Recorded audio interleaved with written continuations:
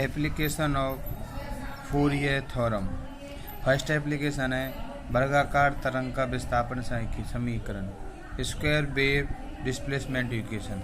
देखो एक्स अक्ष पर टाइम है, वाई अक्ष पर विस्थापन है, तो ये तरंग इस प्रकार की है, आयत के आकार की।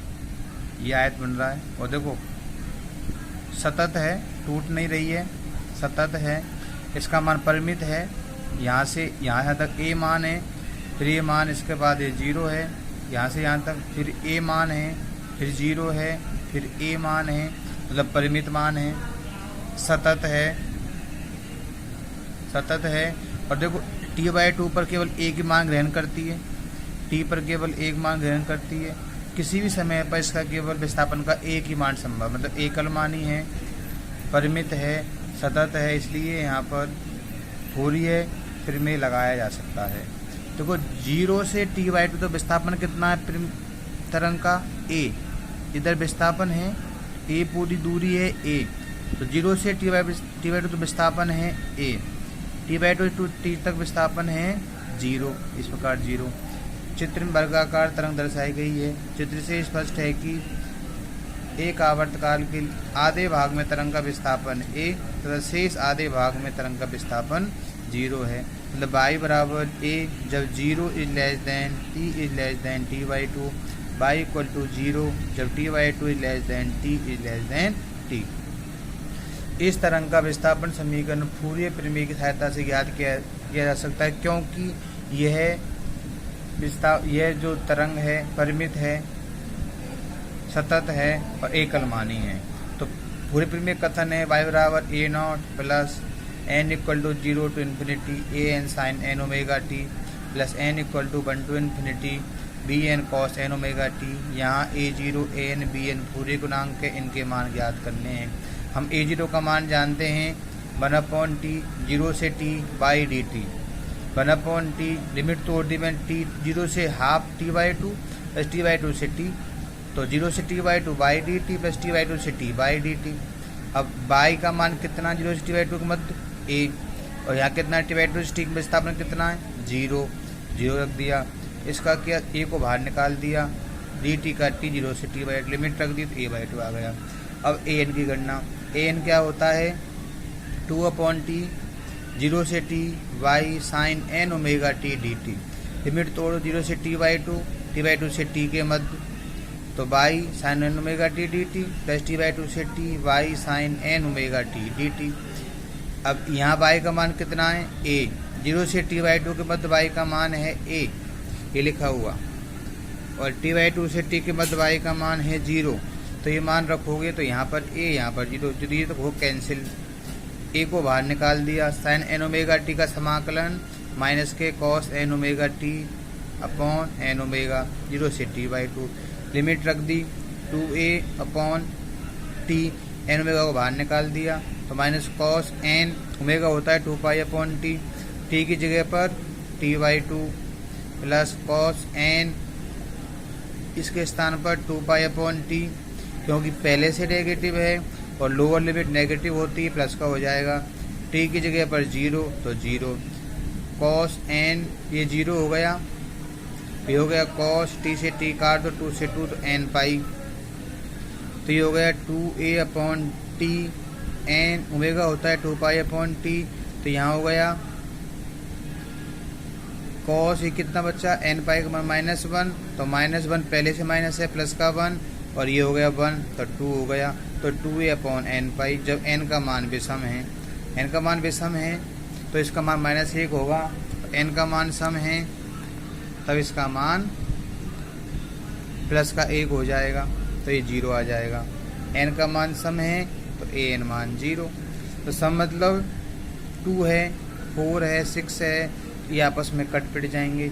अगर n का मान विषम है तो आपस में जुड़ जाएंगे, ये हो जाएगा माइनस का मान, पहले से प्लस हो जाएगा, ये प्लस का 1 तो 2 हो जाएगा, तो ये हो गया an का मान 0 जब n सम है, और an का मान 2a/n पाई जब n का मान विषम है, मतलब an केवल विषम मान को ग्रहण करता है। अब देखो bn की गणना, bn होता है 2/t 0 से t y cos n omega t dt। Limit तोड़ दिया 0 से t/2 से t यहाँ विस्थापन कितना है a, यहाँ विस्थापन कितना है 0, तो यहाँ पर a रख दिया, यहाँ 0 रख दिया, ये हटा गया यहाँ से, a को बाहर निकाल लिया, cos n ओमेगा t का समाकलन sin n omega t upon n omega 0 से t/2, n ओमेगा को बाहर निकाल लिया 2a upon n omega t sin n, इसके स्थान पर क्या आएगा 2 अपॉन t, t की limit t/2 minus sine n 2 के स्थान पर जब ओमेगा रख दिया 2 अपॉन t, t की जगह पर 0, तो साइन 0 का मान 0, साइन पाई का मान 0, n पाई का मान 0, क्योंकि साइन n पाई में कुछ भी रख लो, सम रखो, साइन पाई का मान 0, 2 पाई का मान 0, 3 पाई का मान 0, 4 पाई का मान 0, सारे 0 हो जाएंगे, तो 0 माइनस 0 0, तो bn का मान 0 आ गया। अब ये an bn a जो सारे मान वहाँ रखो, समीकरण 1 मान रखो, समीकरण 1 कौन सा है, समीकरण 1 है an, देखो समीकरण 1 है a0 प्लस an, अब an का मान क्या रखो, केवल विषम मान संभव है 1 3 5, इसका मान bn का मान 0 है, ये पूरा 0 हो जाएगा। अब an के मान विषम मान संभव है केवल, मतलब a1 a3 a5, केवल ये मान संभव है।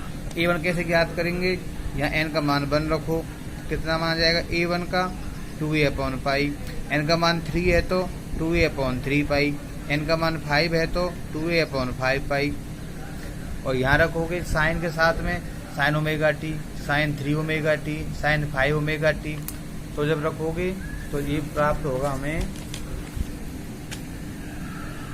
a/2 तो हो गया a0 का मान। अब n का मान 1 रखा तो 2a upon pi sine n omega T, ये an के मान रख रहे हैं समीकरण वाले में। अब n का मान हम 3 रखा तो 2a upon 3 pi sine 3 omega T.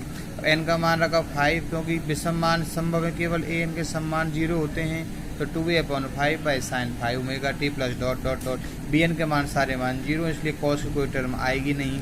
अब देखो ये omega T, 3 omega T, 5 omega T, ये क्या है, ये आवृत्ति की पूर्ण गुणज ओमेगा के, ओमेगा पूर्ण गुणज ओमेगा टी, 3 ओमेगा पूर्ण गुणज है ओमेगा का, 5 ओमेगा पूर्ण गुणज है, मतलब इन सरल आवृत्तियों को जटिल आवृत्ति की लिखते हैं पूर्ण रूप में। इसका विस्थापन समीकरण तो कैसे बनेगा, ये यहाँ से, ये एक तरंग है यहाँ से लेके यहाँ तक, 0 से t तक एक आवर्त काल की तरंग को दर्शाना चाहते हैं। तो पहली होती है ये यहाँ से यहाँ तक दूरी है a, तो ये हो गई यहाँ से यहाँ तक a/2, ये हो गई a/2, तो ये जो वेव है ये दर्शाती है a/2 को। अब हम दर्शाते हैं केवल एक इस फलन को, ओमेगा टी को। ओमेगा टी साइन ग्राफ क्या होता है, साइन ग्राफ होता है एक ग्राफ साइन का ये वाला, तो यहाँ से स्टार्ट करना है और यहाँ जाकर कंप्लीट करना है, तो साइन का ए वक्र बना दो पूरा इस प्रकार से। तो ये हो गया साइन ओमेगा टी, द्वितीय वाला पहला पद, द्वितीय पद। तृतीय पद में कितने 3 ओमेगा हैं, तो देखो 1 साइन, 2 साइन और 3 साइन, तो तृतीय पद हो गया।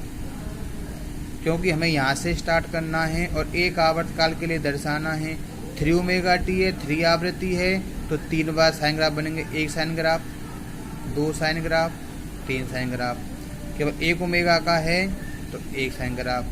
ये होती है वेव